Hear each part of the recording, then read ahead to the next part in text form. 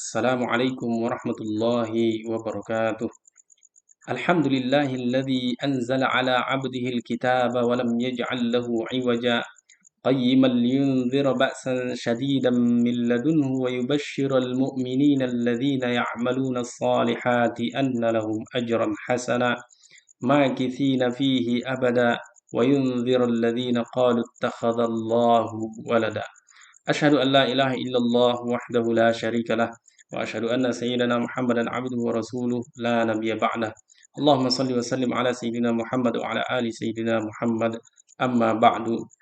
Para pendengar yang dirahmati oleh Allah Subhanahu wa taala. Alhamdulillah senantiasa kita ucapkan kepada Allah Subhanahu wa taala yang mana kita telah dipilih sebagai hambanya yang diberikan Al-Qur'an dan meyakini isi-isinya. Kita yakin bahwa Al-Quran adalah kitab Allah Subhanahu wa taala yang mengajarkan konsep hidup terbaik yang mana apabila diamalkan maka kita akan dapat selamat dunia sampai ke akhirat. Salawat dan salam kita kirimkan kepada baginda Nabi besar Muhammad sallallahu alaihi wasallam yang mana beliaulah yang berusaha payah mengajarkan Al-Quran kepada umat manusia sehingga umat manusia bisa membedakan mana yang hak dan yang batil. Allahumma salli wa sallim ala sayyidina Muhammad wa ala ali sayyidina Muhammad. Para pendengar yang dirahmati oleh Allah Subhanahu wa taala, bulan Ramadan adalah bulan di mana Al-Quran Allah turunkan di dalamnya sebagaimana disebutkan dalam Al-Quran, syahrul Ramadan alladzi unzila fihi Al-Quran. Bulan Ramadan adalah bulan yang diturunkan di dalamnya Al-Quran. Kemudian disebutkan dalam surah Al-Qadar, Inna anzalnahu fi lailatul qadar. Sesungguhnya kami menurunkan Al-Quran di malam Lailatul Qadar. Para pendengar yang dirahmati oleh Allah Subhanahu wa taala. Jibril alaihissalam ketika diperintahkan oleh Allah Subhanahu wa taala untuk menurunkan wahyu Al-Quran kepada baginda Nabi Muhammad sallallahu alaihi wasallam, maka jadilah beliau sebagai malaikat yang paling terbaik di antara malaikat-malaikat yang ada. Rasulullah sallallahu alaihi wasallam menerima wahyu tersebut, maka jadilah Rasulullah sebagai rasul paling mulia di antara rasul-rasul yang ada, bahkan menjadi makhluk paling mulia alal itlaq secara mutlak yang pernah diciptakan oleh Allah Subhanahu wa taala. Kemudian Lailatul Qadar diturunkan di dalamnya Al-Quran, maka jadilah Lailatul Qadar malam yang paling mulia. Maka siapapun dari kita yang membuka hatinya untuk diisi dengan Al-Quran dan mengamalkan isi dari Al-Quran tersebut, maka insya Allah dia akan menjadi manusia, sosok yang dipilih oleh Allah Subhanahu wa taala dan menjadi orang yang mulia serta akan dikumpulkan bersama orang yang mulia pula.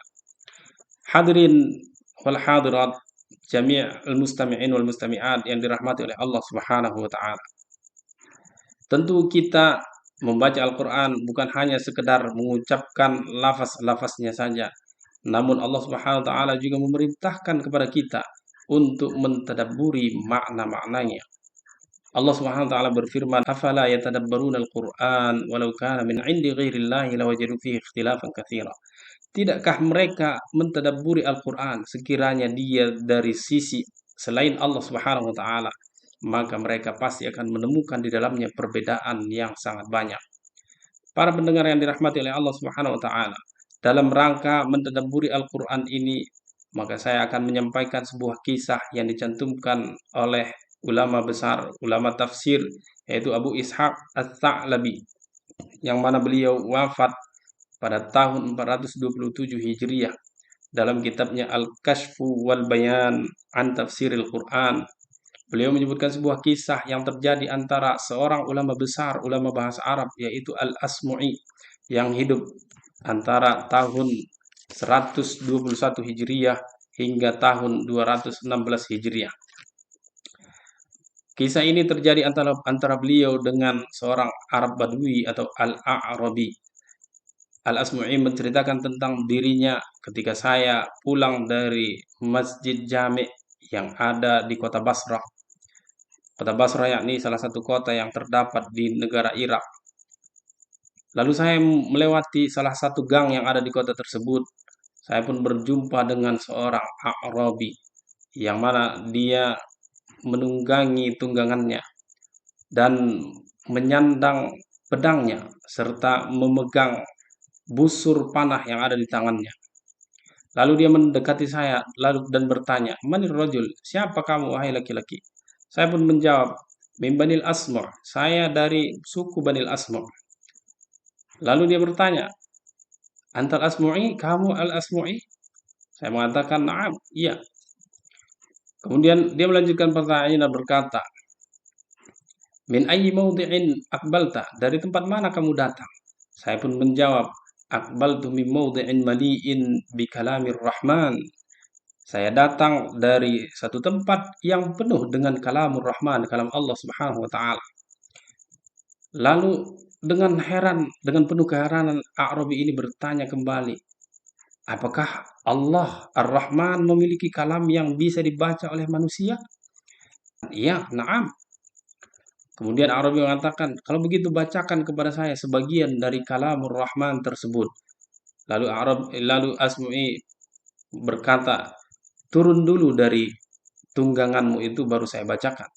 Arabi pun turun, lalu dia memegang tangan Al-Asmu'i dan duduk bersamanya.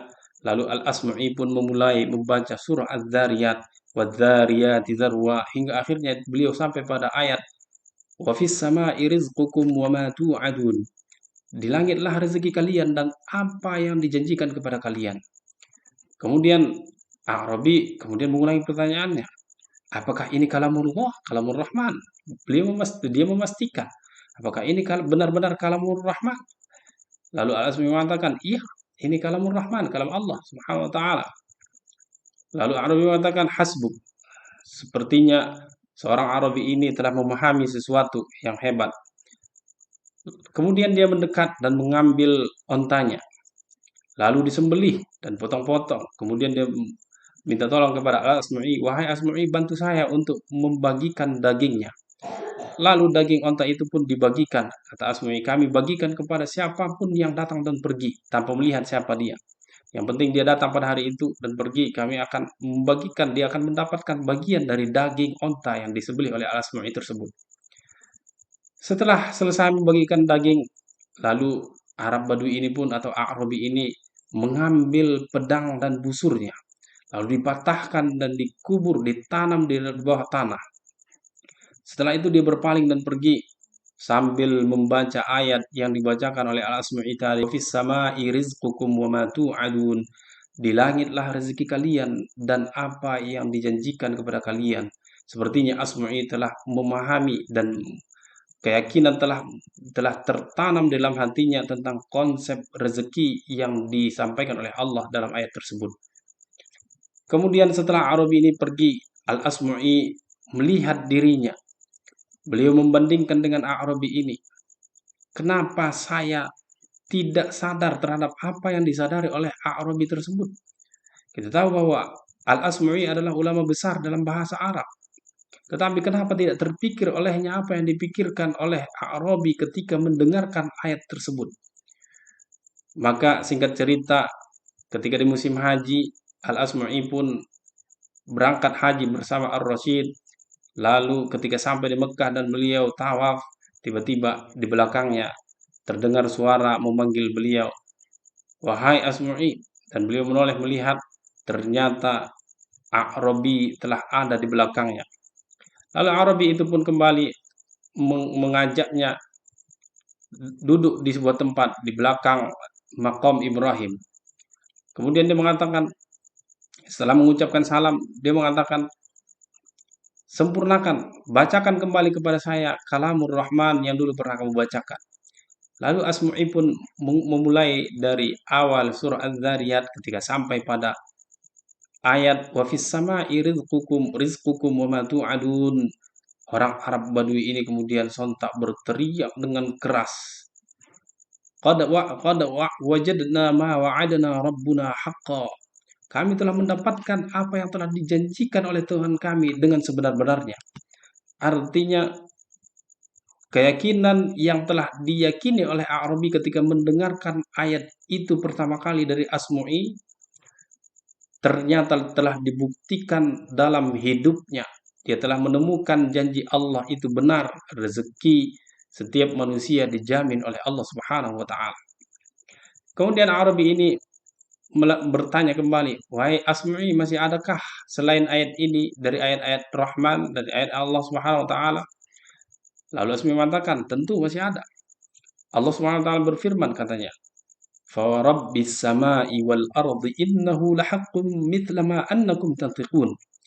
Demi Tuhan langit dan bumi, sesungguhnya rezeki itu benar adanya sebagaimana kalian berbicara. Artinya dalam ayat ini Allah Subhanahu wa taala sampai bersumpah meyakinkan manusia bahwa rezeki itu betul-betul telah dijamin oleh Allah Subhanahu wa taala di langit.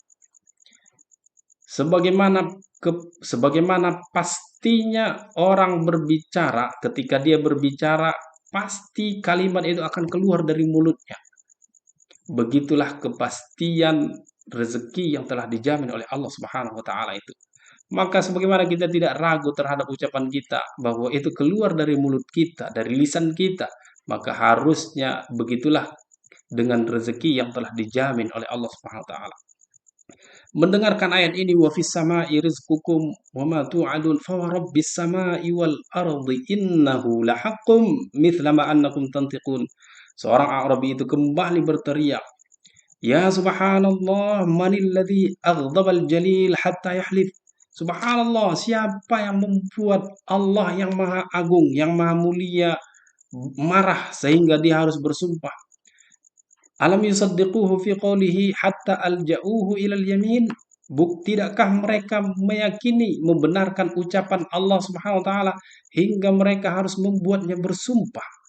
Artinya apakah Allah harus bersumpah supaya orang-orang yakin dengan ucapan Allah Subhanahu wa taala? Kemudian dia mengulangi kalimat ini 3 kali. Manil ladzi aghdabal jalil hatta yahlif. Alam yusaddiquhu fi qawlihi hatta aljauhu ilal yamin. Siapa yang membuat Allah Subhanahu wa taala marah sehingga Allah harus bersumpah meyakinkan rezeki kepada manusia? Tidakkah manusia ini memahami, meyakini apa yang disampaikan oleh Allah Subhanahu wa taala hingga Allah harus bersumpah meyakinkan mereka? Setelah mengulangi ucapan ini 3 kali dengan teriakan yang keras, tiba-tiba A'rabi itu pun meninggal dunia, ruhnya berpisah dari nyawanya. Bukan hanya sekedar bergetar hatinya mendengarkan Al-Quran, tetapi sampai-sampai ruh yang ada dalam tubuhnya berpisah dari jasadnya. Hadratul mustami'in wal mustami'at yang dirahmati oleh Allah Subhanahu wa taala. Begitulah ketika seseorang diberikan rezeki oleh Allah Subhanahu wa taala untuk mentadabburi makna ayat yang ada dalam Al-Quran. Satu ayat ketika ditadabburi dengan benar, maka akan bisa merubah pola pikir manusia, cara manusia menghadapi hidupnya, mengatasi masalah-masalah yang ada dalam hidupnya. Dengan keyakinan tersebut, maka dia akan lebih tenang, lebih yakin, lebih lebih kuat dalam mengatasi masalah-masalah yang silih berganti dalam kehidupannya. Ini sebagaimana dikatakan, marzuqal yaqin, ruziqas sa'adah. Siapa yang diberikan keyakinan, diberikan rezeki keyakinan dalam hatinya, maka dia sebenarnya telah diberikan kesenangan, kebahagiaan. Wa marzuqal yaqin, ruziqat tuma'ninah. Siapa yang diberikan keyakinan dalam hatinya, maka sesungguhnya dia telah diberikan ketenangan. Sehingga orang yang menghadapi kehidupan dengan tenang karena yakin dengan janji Allah Subhanahu wa taala, kelak akan termasuk dalam golongan orang-orang yang dipanggil oleh Allah Subhanahu wa taala di surah Al-Fajr di bagian terakhir, ya ayyatuhan nafsul mutmainnah irji'i ila rabbiki radiyatan mardiyah fadkhuli fi ibadi wadkhuli jannati. Wahai jiwa-jiwa yang tenang, irji'i, pulanglah kepada Tuhanmu dalam keadaan ridho dan diridhoi oleh Allah Subhanahu wa taala. Kemudian masuklah ke dalam golongan hamba-hambaku dan masuklah ke dalam surgaku. Artinya orang yang hidup tenang, yakin dengan janjian Allah Subhanahu wa taala akan diakui oleh Allah Subhanahu wa taala sebagai hambanya dan akan dipersilahkan dengan baik masuk ke dalam surganya. Hadratul mustami'in wal mustami'at yang dirahmati oleh Allah Subhanahu wa taala. Semoga kisah ini menggugah semangat kita untuk lebih serius di dalam mentadabburi ayat-ayat Allah Subhanahu wa taala menerapkannya dalam kehidupan kita, sehingga kita termasuk orang yang mendapatkan keyakinan yang menghantarkan kita kepada kebahagiaan dan ketenangan, dan termasuk hamba-hamba Allah yang dipanggil dengan lembut, yang dipersilahkan masuk ke dalam surganya.